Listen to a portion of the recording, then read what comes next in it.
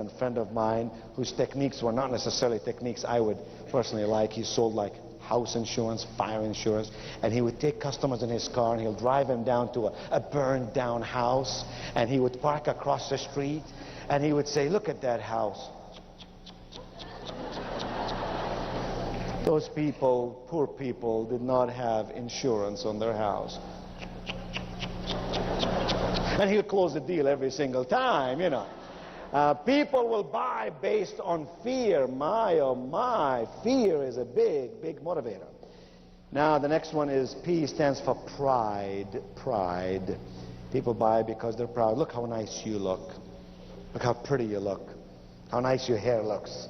How nice your clothing looks. Why do you do that? You need clothing just to feel warm, or you need clothing so you don't get arrested. Why do you take all this time to look so nice? Because you're a proud person. That's why. I'll bet some of you, you know, if we looked underneath that clothing, you might have a ragged underwear on.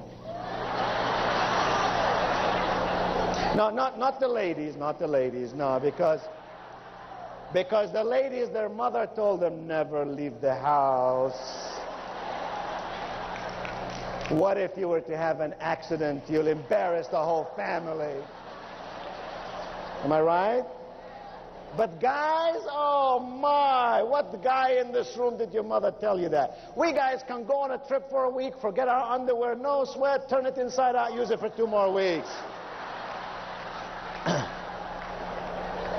And the I stands for imitation. Oh, how important are testimonials. Imitation. We all want to do what somebody else does. We all want to look as good as somebody we admire. Imitation is a big, big reason why people buy what they buy. But by the way, here's a little tip between you and me.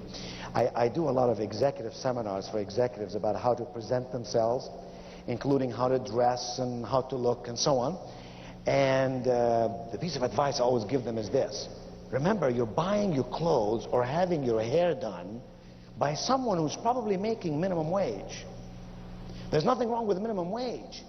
But a person making minimum wage is not going to be the person who's going to take you to the zenith of success in your life. Because if they could, they would have already done it themselves. So I say to ladies, don't leave that to the hairstylist making minimum wage to fix your hair for you. You look at people you admire, you'd like to be like. People you see in them some good stuff, and you say, what are the similarities in the way they fix their hair? Take those pictures of the hairstyle and say, I want to look like that. Are you two okay? You seem to get excited about nothing. What is it that you had for lunch? You know, you guys need to take some, you're not on Prozac, right? No. Lifeguard, that's it, it's lifeguard, yes. Okay. Well, and the same thing with guys. You know, sometimes we'll buy our clothes from someone who's making minimum wage when we really need to listen to someone whom we admire and say, I want to be like that person, because that person has already charted the course of success. I've already walked it, already found where the potholes are. I want to learn from someone who's done it. Difference between a failure and a success. The failure says, can I do it? The success says, how can I do it? Show me the way, and I'll get it done. So, that's why people buy. Here's why people will not do business with you. Here's why people will not be recruited by somebody. Here's why people will not buy a retailer product that we may offer them. 4 very important reasons. The first one is no confidence. No confidence in you, your company, or your product. Any one of those 3 will keep people from buying from us. No confidence. No confidence in you, your product, or your company. Got to have confidence. If people have no confidence in us, why should they do business with us? No confidence. I already said confidence comes out of competence. Here's the second reason. No need. No need, no need, no need. Don't need it. I'm feeling good now. No need. Someone who says no need simply means you gotta persuade. You gotta show them how they can feel better, greater, live a more wonderful life. Third reason is no money. You've heard it a million times. Can't do it because I don't have the money. Here's what I found about money, and some of you will remember my telling you the story that when I was in college, as a junior in college, there were days I did not have enough money to buy food to eat. And yet as a junior in college, I put $17 a month on the first piece of land I bought and paid for it 1/4 at a time.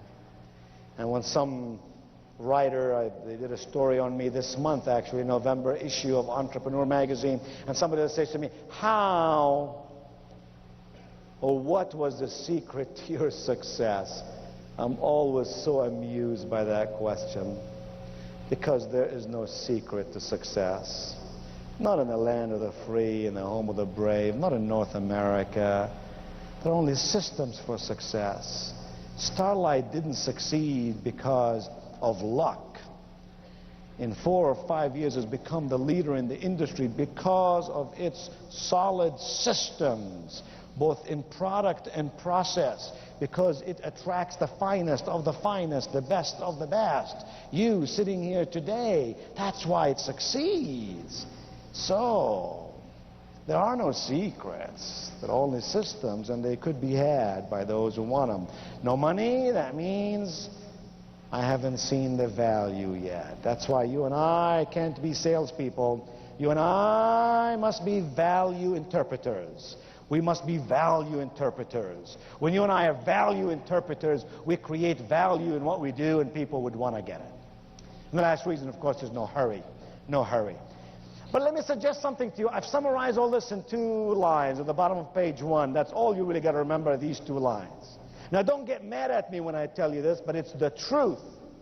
The truth is, the only reason someone will not do business with you or business with me is for these 2 reasons, nothing else. This is a whole sales seminar summarized in 2 lines. Reason number 1, they didn't explain it right, or in this case, we didn't explain it right. You did not explain it right. Because had you explained it right, they would have wanted to do business with you. They would have been recruited by you. They would have joined your team. They would have bought the products at retail. You didn't explain it right. You didn't touch their hot button. You didn't find what turns them on, what tunes them in, and what tones them up. Here's the second reason. They didn't believe you. They didn't believe you. You explained it right, but they didn't believe you. You got to explain it right, and you got to make sure they believe you. I don't know that I have time to tell the story, but I can't resist. Would you like to hear this wonderful, terrific, incredible story? Okay. Well, you talked me into it, so I'll tell you the story. I want you to imagine this. Now, imagine on a Saturday some years ago, this was back in the early 80s. Sit back, relax. It'll take me 7 or 8 minutes to tell the story. It's a wonderful sales story. Don't worry about the workbook. Most of it you can read on your own. If we don't finish every page, we'll do it next time. Life is not a matter of quantity, it's quality that counts. So here's the deal. It was Saturday. I had blue jeans on, t-shirt. Hard to imagine me with t-shirt and blue jeans, isn't it? I drove my car over from High Point, where I live, to a neighboring city called Greensboro, North Carolina. Well, good. Then this story is going to mean something to you. I drove into a place called Pickard Imports, a car dealership that sells Mercedes and Volvos. I got out of my car, walked into the showroom. There were 7 salespeople there, all standing by the wall. Nobody bothered to talk to me except this one young salesperson. I could see all the other salespeople thinking to themselves, this young guy can't really figure out a good customer. He's obviously new. He's obviously inexperienced. And they were watching his activity. He came over to me and he said, hello, sir. How may I serve you today?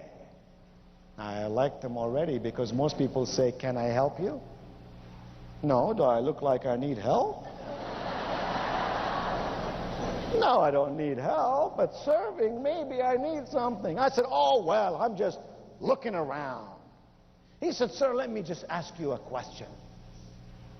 He said, sir, what model Mercedes do you own now?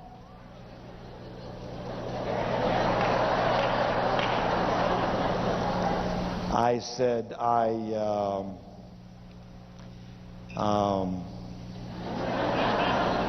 ain't got one. He said, that's funny because you look like a man who would and should have one. I was falling in love with the guy right there and there. He took 27 minutes to show me every model on the floor, let me kick all the tires I wanted to kick, showed me a 7-minute video, told me why a Mercedes is a car of style. It's not ostentatious like maybe a Rolls Royce might be in the city in which I live, how Mercedes would last forever, how Mercedes would be a great write-off. In 83, 84, we could ride over 7 years and then get another one. And at the end I said, I thank you very much, and I began to leave. He looked at me with pad in one hand and pen in the other and said, sir, may I have your name, please? Wow. A guy with a pad and pen is expecting some stuff. You better give him the stuff. I said, sure, my name is Qubain. And watch to see what he's going to do. A dumb salesperson would say, mister, would you repeat it? I'd say, sure, my name is Qubain. A smart salesperson would say, what? Would you spell it for me, please? I said, sure. I couldn't have said, yeah, it's Q-U-B-E. He would then know that I am a foreigner, right? No. So I said, sure, it's Q-U, B as in boy, E-I. N as in Norman. He put it down. It wasn't but 2 days later he called me up.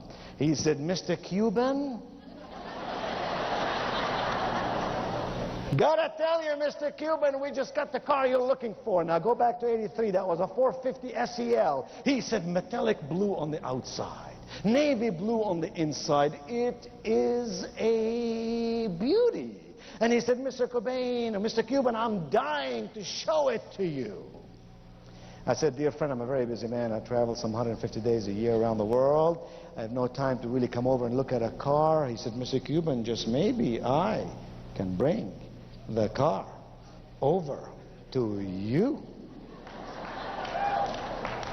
I said, 3:30 today, I'll be glad to see you, but remember, 3:25, you're going to be 5 minutes too early, and 3:35, you're going to be 5 minutes too late. He said, 3:30 it will be, and by golly, 3:30 it was. And it was obvious to me that his manager did not trust him, because he came right along with him.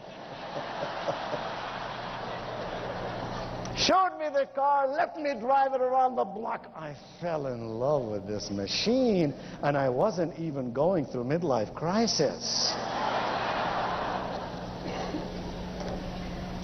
I took him to my office and I wrote him a check. In 83, that was $42,000. Same car today, $120,000. He picked up the money, he walked out of my office, he went into the lobby of my office. There were 4 secretaries there, strategically located, one in every corner. In a voice everyone could hear, he looked to me, he said, Mr. Qubain, I admire you. I waved to all my secretaries to stop working, start taking some notes.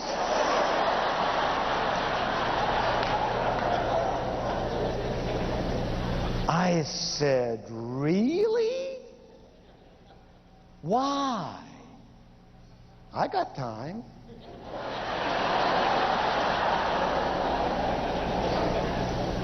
He said, Mr. Qubain, it's not every day I work with a person who's a business person like you. I know what you did today. You did not spend your money. You invested your money in something very worthwhile. I know what you're going to do. You're going to drive that car around. You're going to feel safe. That's number one. You're going to feel good. That's number two. You're going to live in style. That's number three. Oh, Mr. Qubain, I know. You're going to put this car on business. You will depreciate this car over 7 years. Oh, he said, what America needs are more refugees like you.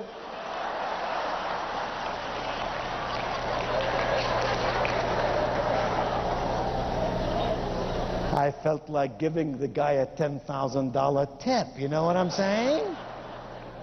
I said, oh, well, thank you very much. You honor me with your comments. I really appreciate it. He took 2 steps forward. He stopped. He looked back at me. Now everybody is sitting there taking notes. He said, Mr. Qubain. He said, Mr. Qubain, you know, when I work with a guy as smart as you, the least I can do is to be totally honest with you. I said, hey, I'm into honesty. Honesty, integrity, ethics. You're talking my language. What do you got on your mind? He said, Mr. Qubain, I feel badly about this because I really didn't tell you the whole story. I said, the whole story is beginning to sound like Paul Harvey. I said, what are you trying to tell me? He said, well, you see, he said, Mr. Qubain, I don't know how to tell you this, but this car comes in a set.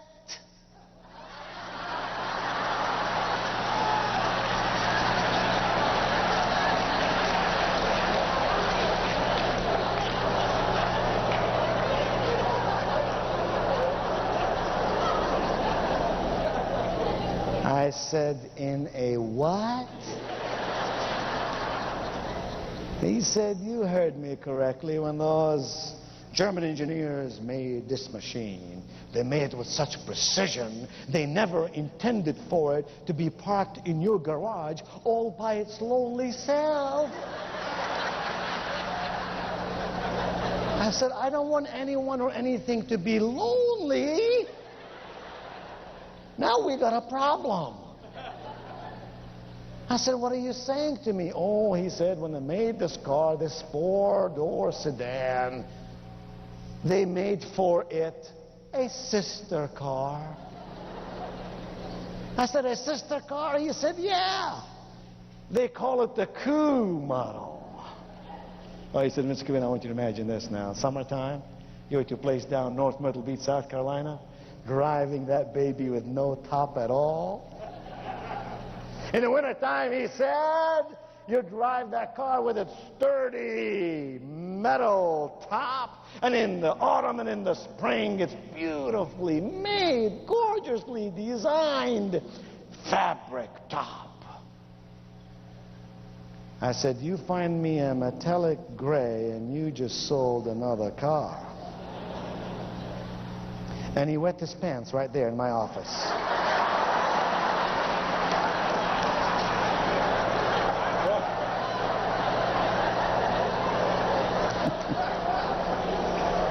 We built a little glass house over